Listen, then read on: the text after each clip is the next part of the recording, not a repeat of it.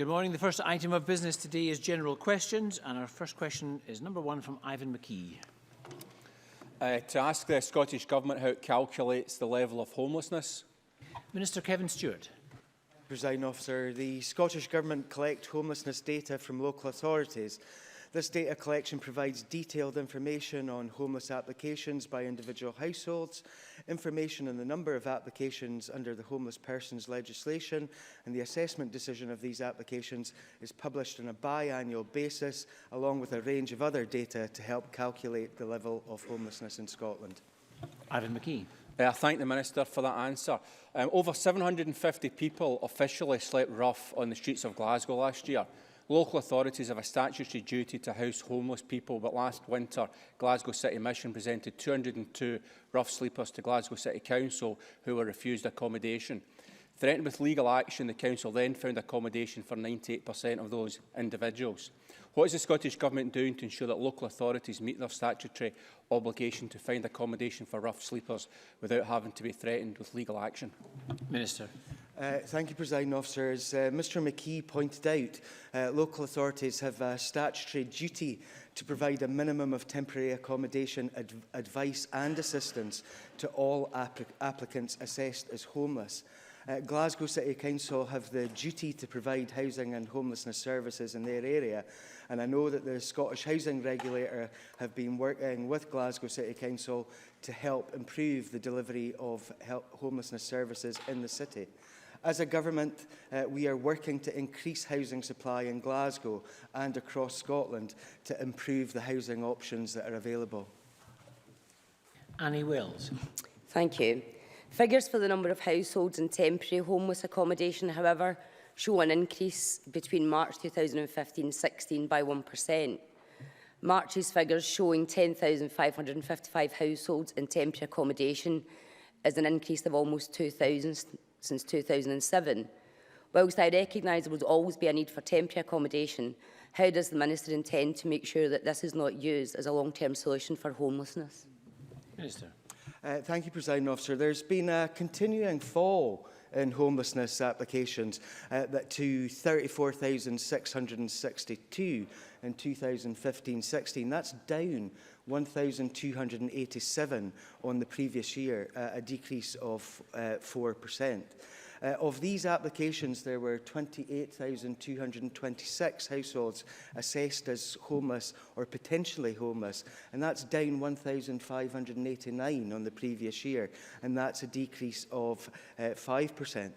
Obviously, our key action in this Parliament is to increase housing supply. We intend to deliver 50,000 affordable homes, including 35,000 for social rent during the course of this Parliament, which will help the situation greatly. And as I said earlier, we have the housing options hubs, which are working across Scotland to try and alleviate homelessness throughout the country. And I hope that their success continues and that we continue to see decreases as we've done in the last year. Question number 2, Richard Leonard. Thanks, Presiding Officer. To ask the Scottish Government, in light of the review of the Police Scotland estate, what impact the potential closure of police stations will have on public confidence in the police? Cabinet Secretary Michael Matheson. The Scottish Crime and Justice Survey suggests that the majority of people feel the police are doing a good or excellent job in their local area. The Police Scotland Estate Strategy, which was approved by the Scottish Police Authority on the 24th of June 2015, seeks to remodel the police estate to make it fit for the policing needs of the future. The Scottish Police Authority has made clear that local policing commanders will play a leading role in deciding whether any changes to the police estate are compatible with maintaining an effective local police presence. Engagement will be undertaken by local policing teams to ensure that future decisions are built upon local consultation with communities and partners. In many cases, the approach that has been taken is to seek alternative shared accommodation with partners in the same locality. There are already a number of positive examples of this in locations such as Livingston and Baillieston. Richard Leonard. I thank the Cabinet Secretary for that answer. I reflect, though, that the Cabinet Secretary wishes to decentralise the power to cut police services, but not the power to control police services. Shotts Police Office serves the communities of Shotts, Allenton, Hart Hill and Salisbury. When the public counter was closed in Shotts Police Station in February 2014, a promise was made to the community that for reasons of public safety, as long as the prison was there, the police office would be there. Will the Cabinet Secretary remove Shotts Police Station from the hit list? Cabinet Secretary. Well, I think the member should engage with Police Scotland on this matter, and if he did so, he would find that there has been no decision made on any of the police stations which have been set out at the present stage of the estates review. Local commanders will consult locally on what the best approach is. With relation to Shotts, the reason that they're looking at Shotts is because the existing facility is too large for Police Scotland. They're presently looking for alternative accommodation within the Shotts area. They intend to continue to have a presence within Shotts. If that is not feasible, they will be looking to try and draw other partners into sharing the facility with them in Shotts itself. So I think if the member is keen to make sure that the views of the local community and local elected members are heard in this process, the way in which to do that is to engage with local commanders through their consultation exercise to allow local decisions to be made on what the best approach is for this matter. But it's also worth keeping in mind the purpose of this estates review is to make sure that it's an estate that is effective and reflects the demands on the police service. And that's why in the vast majority of cases they're actually looking to relocate to shared premises. Kenneth Gibson. Thank you, Presiding Officer.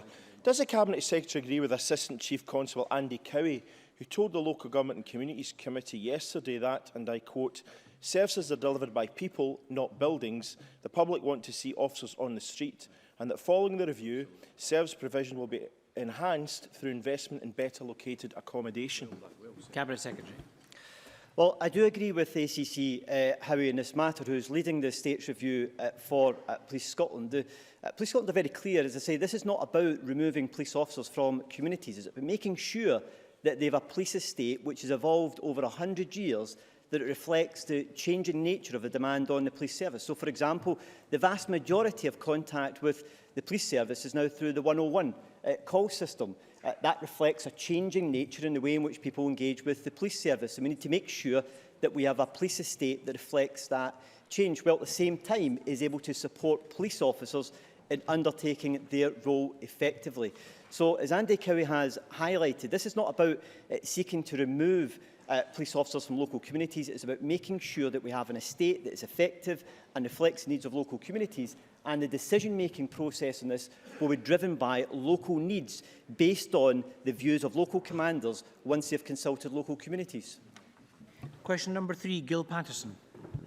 Many thanks, Presiding Officer. To ask the Scottish Government what impact leaving the EU will have on local government. Minister Kevin Stewart.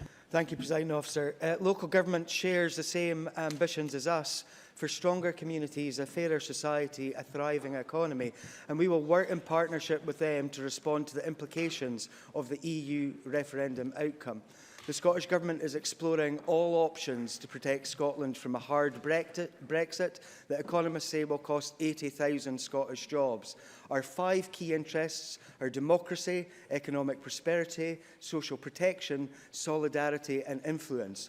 European funding is important to local government. The 2007-13 programmes of the European Regional Development Fund and European Social Fund awarded £158.3 million to Scotland's local authorities, which was spent in the years 2007 to 2016. Can I thank the Minister for that answer? We know that the EU plays an integral part at all levels of government in helping to deliver important projects. Therefore, can I ask the Minister, can the Minister provide an update on the position with regards to payment of EU structural funds if the UK was to leave the EU? Minister. Officer, since the outcome of the referendum, we've urged the UK Government to provide clarity and certainty on these vital European funds.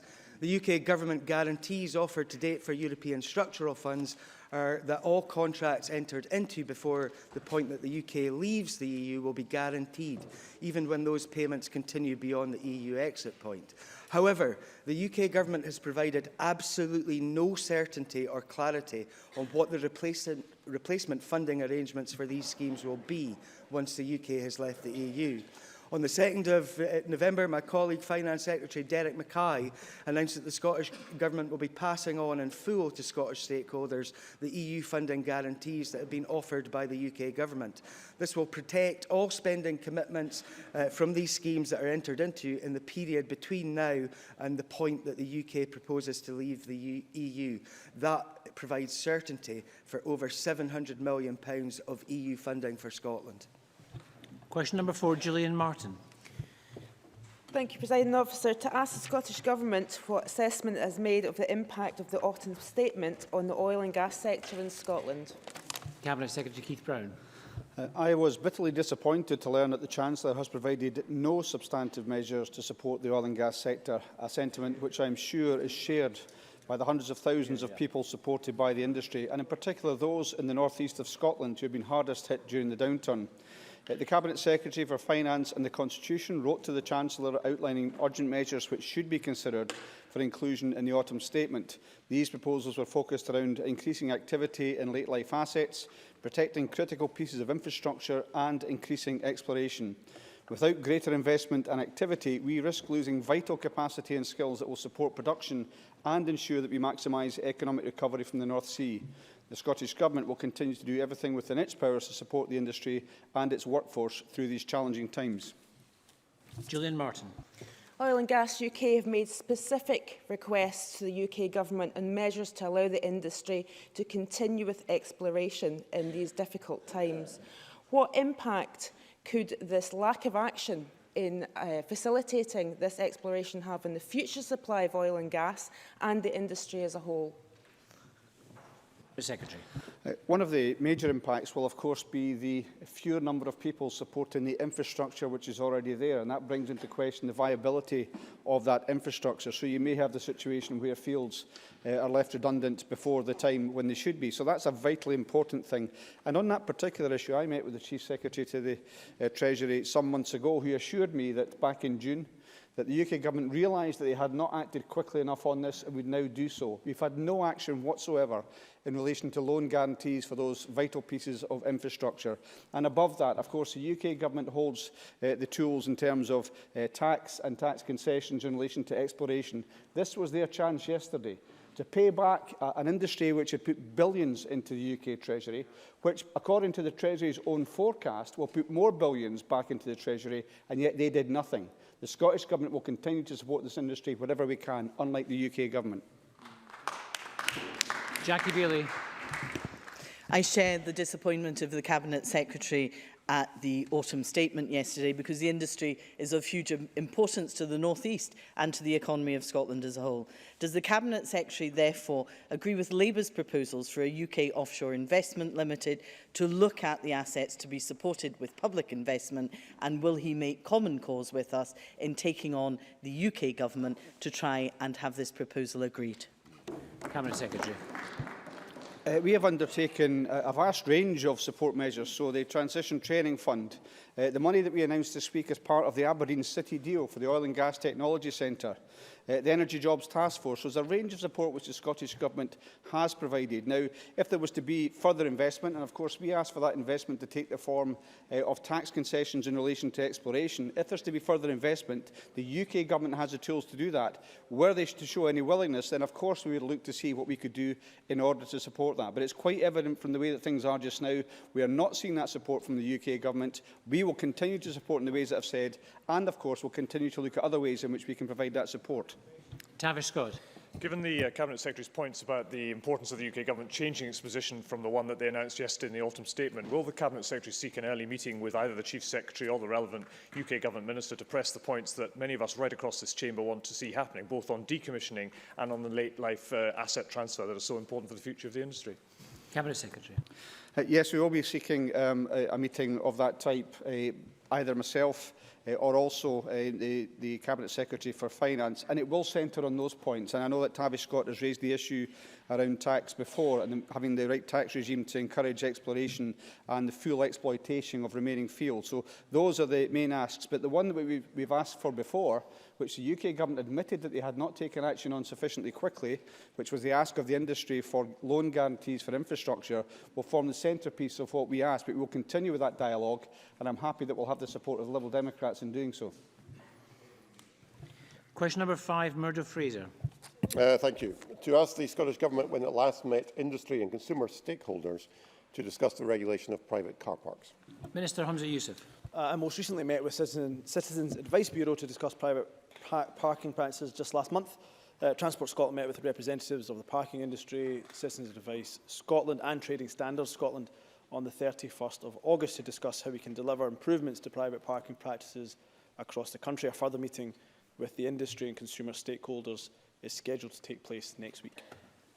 Murdo Fraser. Can I thank the Minister for his response? On Monday I was contacted by a 90-year-old lady from Comrie who had been hit with a £100 penalty notice from the inappropriately named company Smart Parking, because when she parked in the Canole Street car park in Perth and she keyed her number plate into the ticket machine, she inadvertently entered a capital letter O instead of a 0, and got a £100 fine. Now, such a case is all too typical of the hundreds of live constituency cases I have in relation to this one car park.